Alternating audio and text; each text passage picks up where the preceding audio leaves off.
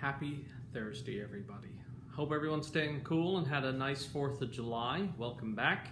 And tonight we are discussing patience, something I'm not very good at in my personal life. So I want to discuss patience because it comes up a lot in my readings when people are asking about events in their life and things that are going on and why isn't it happening the way that it should be happening. Hi, Beth. And why is it taking so long? Why doesn't this job come through? So I want to discuss with you all about, I'm just moving myself around here. I want to discuss with you all about the spiritual purpose of patience.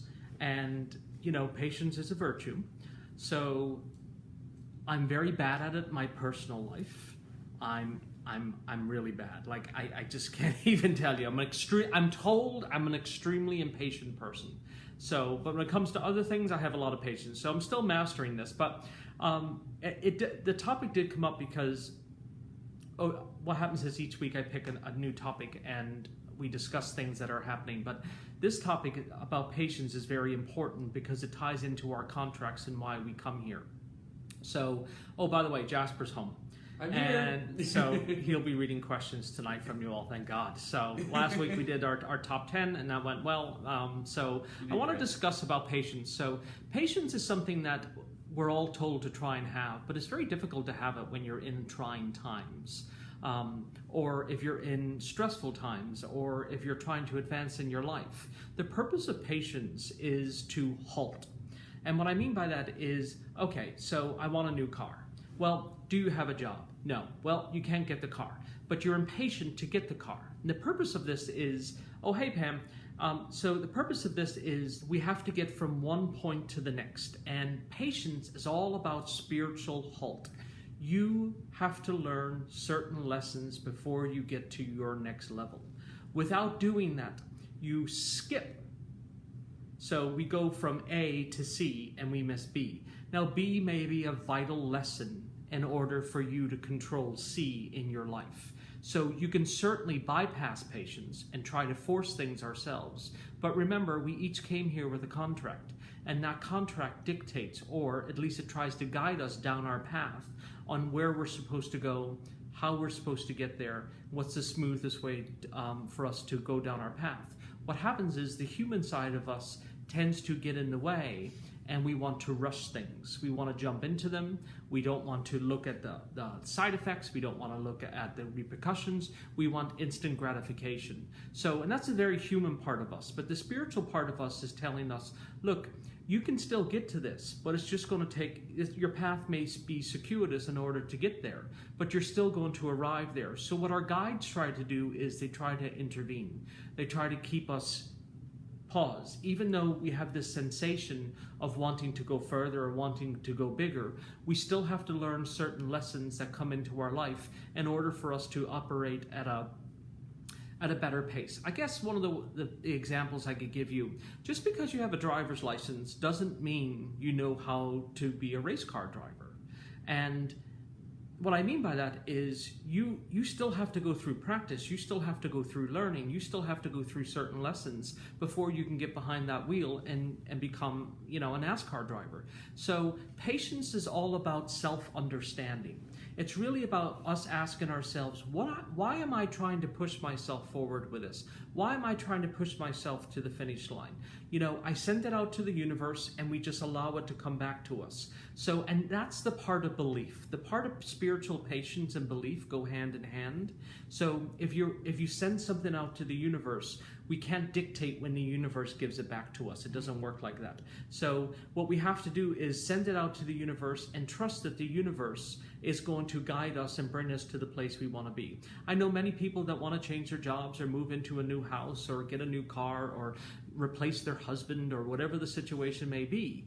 But we also have to look at, am I putting the cart before the horse? Let me reevaluate this and see, what am I really trying to get at? Am I trying to just fill a void? Am I trying to just get away from sad feelings or anxious energy or whatever the situation is in your life? But I know that when I become impatient, it's a time for me to stop and say, okay, Phil, look, take a look at what's going on around you and see what is causing you to feel so impatient. And a lot of the times it comes down to, I don't want to be annoyed, or I don't want to be bothered, or I just want to get this. Actually, I'm one of those people that drives the speed limit.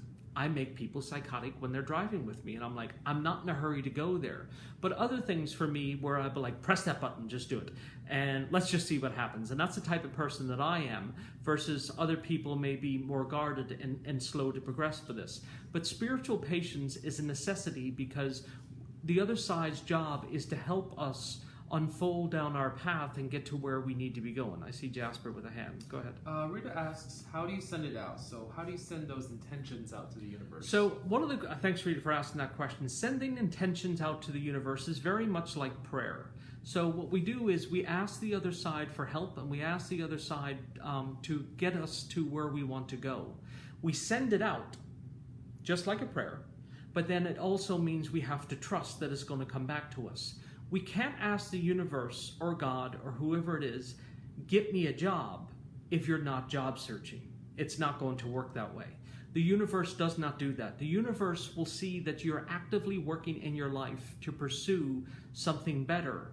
And what the other side does is it then sends people, places, and things into your life, part of your contract. Part of our contract could be having the patience to wait. So I recently had somebody, actually a good friend of mine in my life, and he says, Phil, people are dropping out of this company left and right. He says, should I jump ship? And I said, no. There's going to be no one left to promote but you.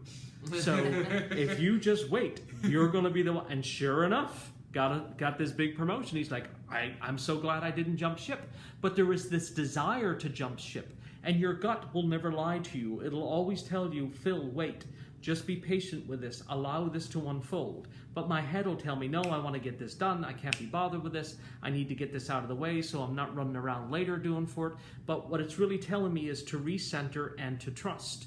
But it's very hard to trust when you want something to happen on your time versus the other side is going to bring it to you when you're ready, not only if you've earned it, but that you have psychologically ready for it.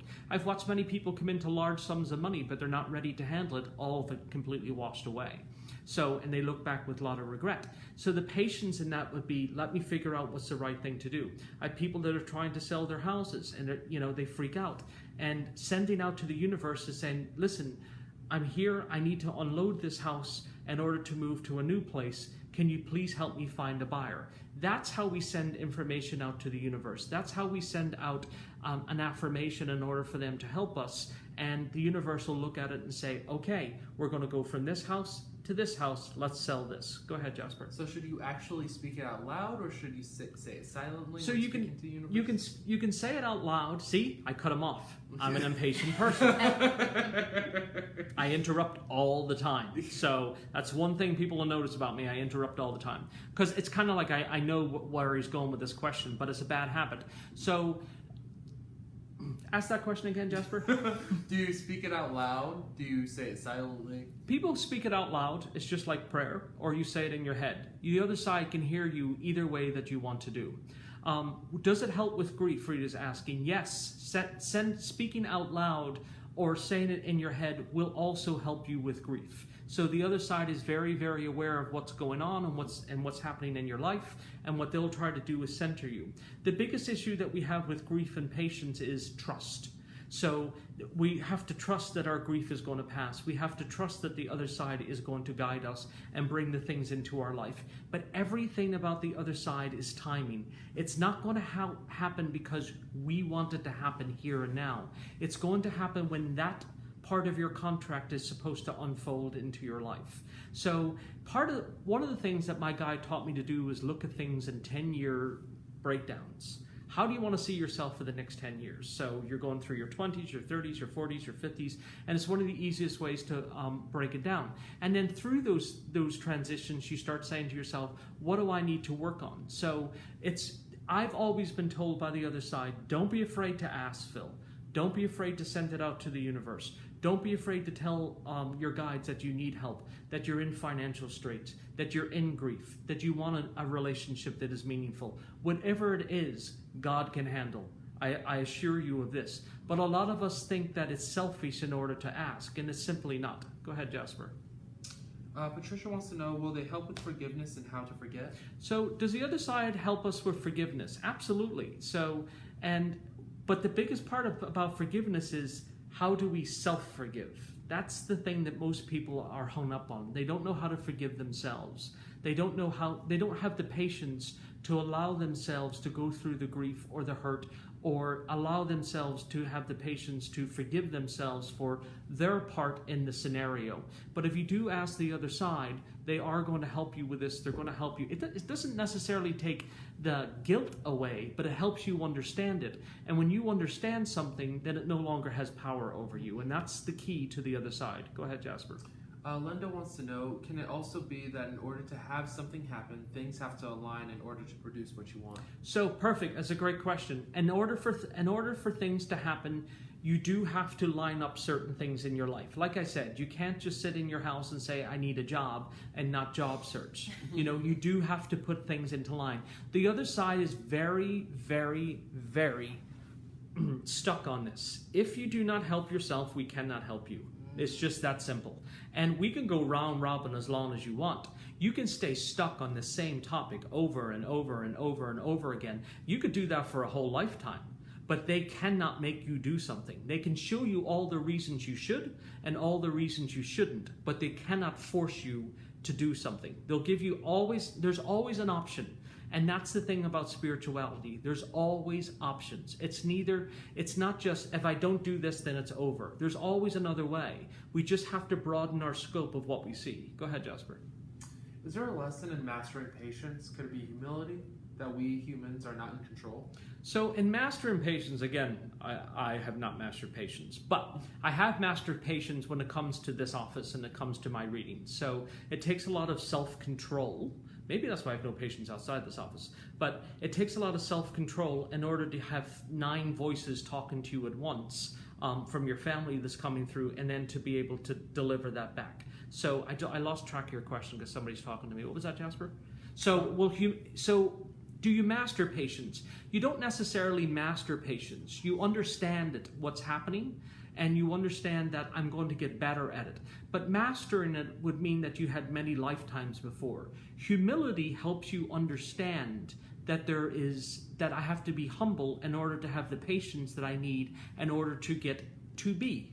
Again, you don't want to go from A to C. You never want to skip part of your contract, because then that's going to come around again, and if you're not prepared for it, it can throw you off from what you're at. I'm itching like crazy here because I was out mowing earlier, so I'm allergic to everything. Go ahead, Jasper. So I cannot bear waiting in traffic. Is there another way to look at annoying delays in life? So people always tell me, Phil, this person, I got here late, or I didn't show up, this person was, driving slow. And I always tell them that perhaps that person, or it was taught to me, Phil, perhaps that person's driving slow to slow you down, to prevent you from getting into an accident, or prevent you from getting further, or whatever the situation may be. But when we're always in this constant state of race, we're not aware of what's going on around us, and that's how accidents happen. That's how slip-ups happen, because we're always trying to get to the finish line.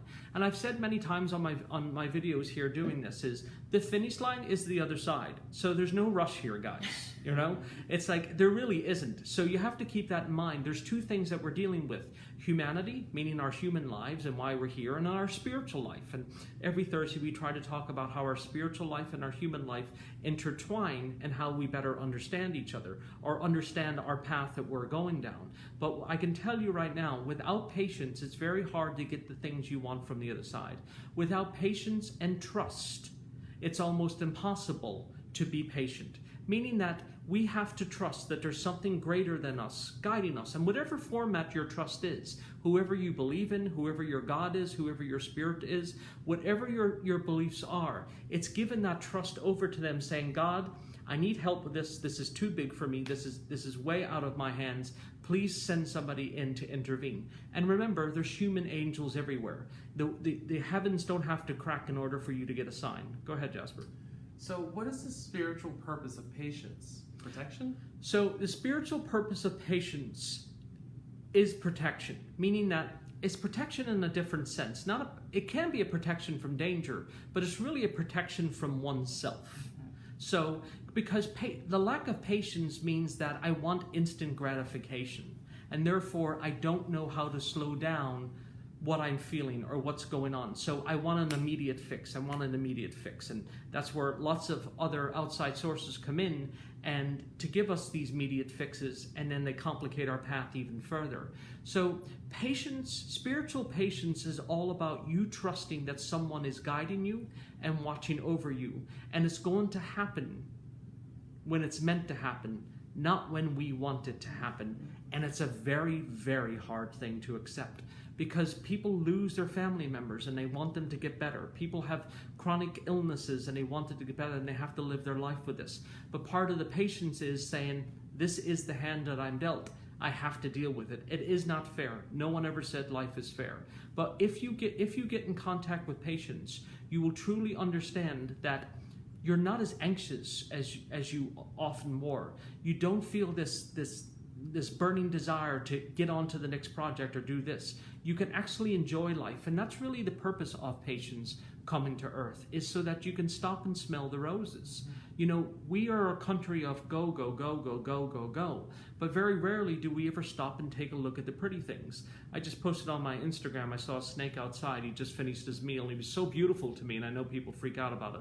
But I stop and find the beauty and as much things as I possibly can, because it's very easy to get caught up in the negative. And the patience allows me to see those things that most people would drive by. I see a hand. Go ahead, Jasper.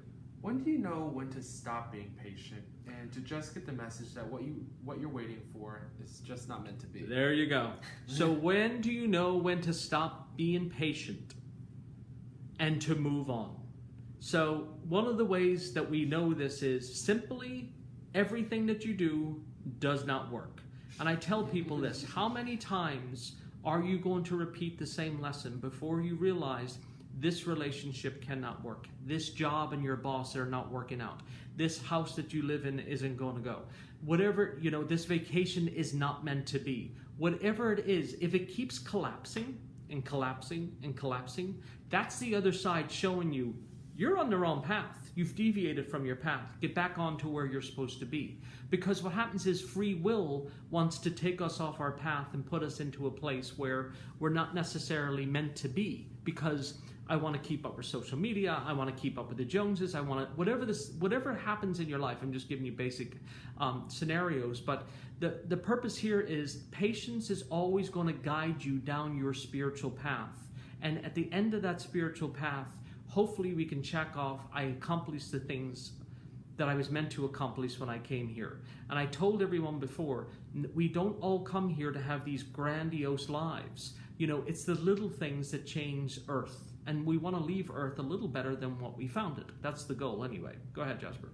So how do you know the difference between being impatient and taking control of a situation? So what's the difference between impatient and taking control of the situation? Impatient is you're imposing your thoughts, your will on the situation. Taking control of it is, okay, this person's bleeding out, let me get a tourniquet on them. You know, so there's two very different things that go on with this. But being impatient will often get you into trouble. Taking control of something, the other side recognizes it and says, okay, they're taking charge of their life, they're taking control of their school, they're taking control of and responsibility for whatever it is. Now we can intervene, now we can help them. But me forcing it, the other side is helpless. They're just going to say, okay, this is going to turn out the way that it's going to turn out. Go ahead, Jasper. Katie wants to know the difference between belief and trust. The difference between belief and trust. So believing is no matter what, you know something or someone has your back. Trusting is hoping somebody has your back. So we can trust in things, in people, but there's always that little bit of doubt. With belief, there's no doubt. We just know this is going to happen, and that's where your solar plexus is connected to belief.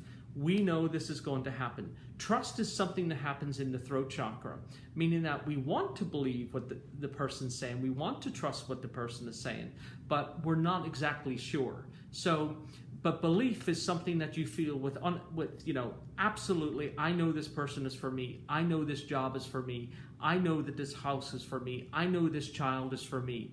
And then the trust part comes in and says, can I, or do I trust, or do I want to believe in this person in order for my self-gratification and or beliefs to be met? I know that's a little difficult. Go ahead, Jasper.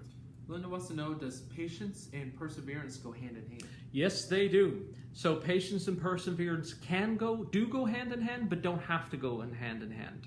So again, you have to look at what you're persevering through versus what you're trying to be patient through. So, like I said before, I work with a lot of kids that are having trouble in school or addiction or whatever it is, and the parents just want to get to the sober stage. And as I tell them, this is a process. The patience of changing somebody's life for however long they were doing something and then going into a new phase of their life is about patience. Perseverance is, I can persevere through this if the person is doing the right thing. But persevering through something because it benefits another but not you, not a good thing. You want to get out of that. Go ahead, Jasper. I feel like I'm behind socially, and I get impatient about it. Could the universe be saying I'm not ready yet?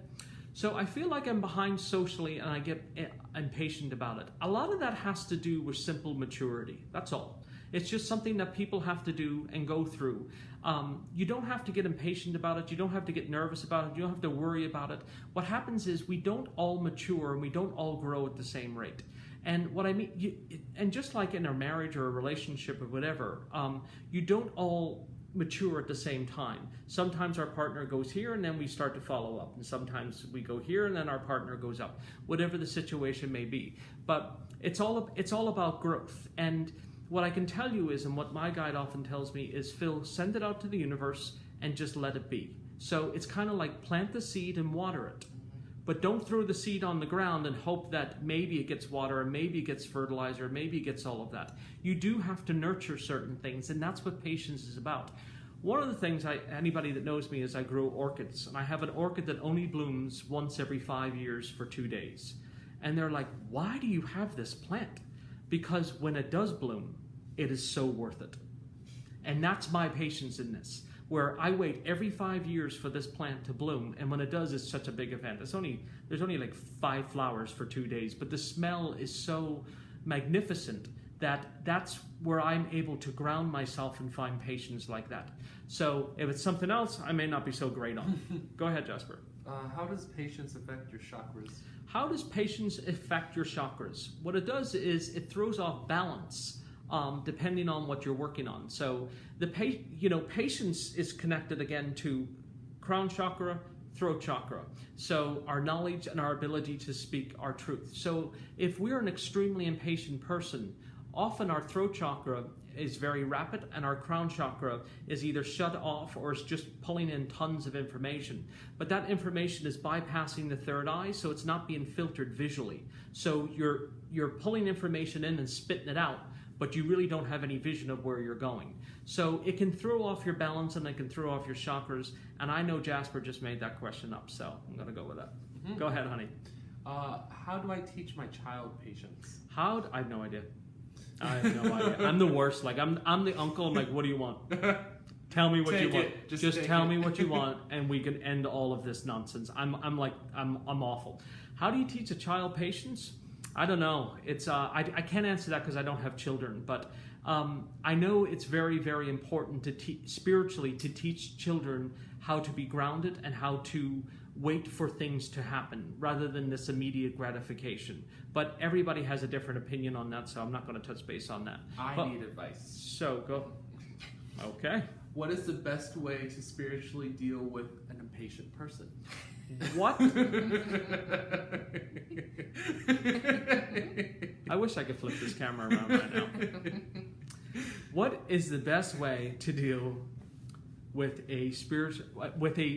what's the best way to deal with somebody spiritually who's impatient? He's referring to me. No, I'm not. Not at all. I'm the type of person that just says what has to be said. I'm very mindful of sometimes it comes out the wrong way, or sometimes it comes out crass, but sometimes it just needs to be said.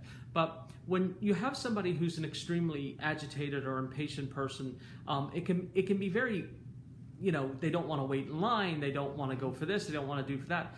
We also have to accept people for their flaws. So, and I think it's very important to recognize people's flaws, meaning that if somebody's struggling with patience, then we try to work with them on being patient.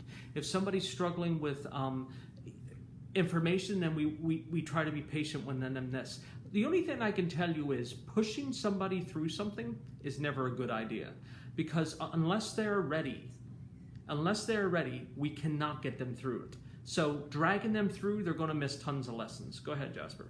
Peter said something that I really like. He said, slow down, take 5, look around, and see something like the snake that you said, Philip. We as humans want A through Z, but missing the other 24 letters, and can fill life with love, stories, etc. I'm not a church man or believe in God, but time is man-made, as I've said before. So Peter and I grew up together in Northern Ireland and Belfast. Oh. So Peter's back in Ireland, and yes, it is. Peter takes great pictures. He goes out every night. He's very handy with the camera. He takes beautiful sceneries, and I can tell, Peter, that's your grounding. That's your patience. That's your place where you go in to Zen mode, and it grounds you. It doesn't have to be filled up with all of this other nonsense. It can be filled up with something very simple, like me admiring the snake, or you admiring the sunsets and things like that. So patience can be developed over time, but it's also something we have to be very mindful of in order for us to develop that. I'm not saying anybody's going to overcome this overnight, but what I can tell you is it is essential if you want to get to the next place. So like Peter said, we want A through Z and we want it all in our time. What would you do if your entire contract was completed before it was meant to be completed? What would you do on Earth? What would you do sitting around with all of this knowledge, all of this information? You wouldn't want to be here. You would say, okay, I've experienced it all. So that's why it's dragged out.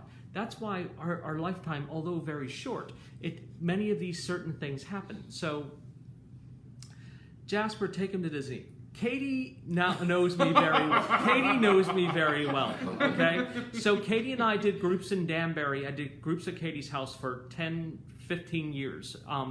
And she knows that I went to Disney one time and Phil completely lost his mind. Too many people waiting in lines. I don't care about your speed passes. I'm not standing in a line for 2 hours to get on a 16-minute ride or a 16-second ride, because in my mind, I'd rather be doing other things. But I have to take into consideration that other people will want to get on this ride. So Phil, you have to suck it up and just put it aside. So that's me learning about patience, but I ain't going to know Disney, Katie. I can tell you that there. Go ahead, Jasper. Hey, Linda, the topic is patience, and how can we find patience, and how do we work on it every day? How do you find patience? It's the same thing that I try. Well, at least it was taught to me as I was coming, as I started doing readings and working this. Because here's the thing, guys: when you come in here and your family comes through, they're all very anxious to talk, and if I get flustered, then I'm not going to be able to deliver the information very well. So I've learned to ground myself. When I walk into this office, the outside world stops. It really does. I turn off my phone. I put it in sleep mode. And because I record all of my readings. But the outside world stops so I can absolutely center and give you guys the clearest information as possible. If I was not like that, then I would hear 9 voices. I would misconstrue information that's happening, blah, blah. I'm sure it's happened throughout my life. But it's one of those things that the other side is anxious to talk to you because you just lost them. And I have to be patient with their anxiety to talk to you in order to get as much information out as possible. So that's why patience is important. I will tell you this here. By being patient, you hear things that you wouldn't normally hear from other people. Meaning that you hear a tone in them, or you hear a pain in them, or you hear something in them that you click into and you say, this person's struggling. This person's having a hard day. If I'm impatient, I look past that person's feelings, I look past their needs, and then all of a sudden it's just all about me. It is not all about us. there are other people that we have to take into consideration. Yes, I've discussed about the times that we have to focus on ourselves, but it also comes a time when you have to listen and you have to help other people. Go ahead, Jasper. So, I don't No, Mike, I do not like Disney at all. It's too many people. So here's the reason why Phil doesn't like Disney, and here's the reason why Phil doesn't go to theme parks. Because again, I believe knowing your weaknesses are also part of your strengths. So if I see one person, often they have several family members that have passed over. So if there's 100 people in the room, there's literally 1,000 for me. So imagine me going into a theme park. It is just absolute drain. It's brain drain. When I leave this office after I'm done with my readings, I go home and I play in the garden or do whatever just to completely decompress, because that's what grounds me and that's what gets me back into my space. So I'm hoping everybody can practice patience and then at least allow it to enter into your life and see what it is spiritually.